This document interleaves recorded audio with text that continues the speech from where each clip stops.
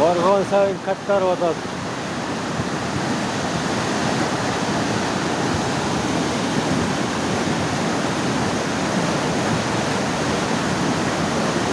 Kuday özü saktası, Kuday özü saktası. Bargan sayın zaman katlar odat. Say soldu da aş ortasına.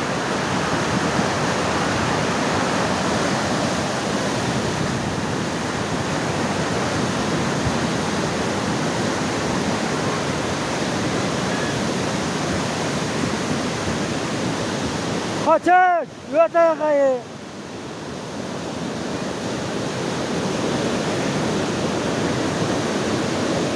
Bana önce açtı say. Saydan açtı.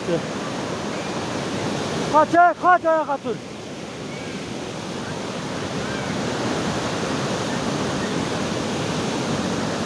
Bu da özü saktacımına Cemal Kat'ta geldi. Açtı buna sayılardan açıp kötü otur.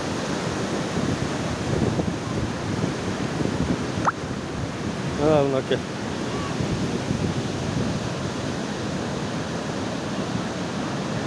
O karavada sayımına bitti oğlu açıp taşıp kötü otur.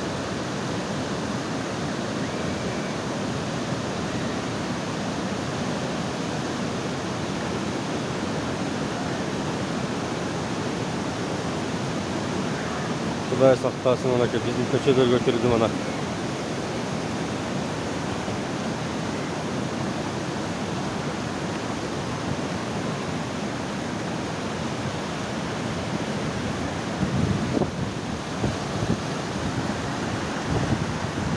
Buna menüyüm.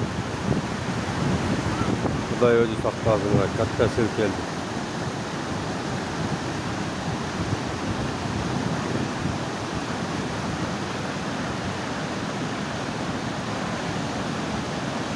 O ayaklarımızda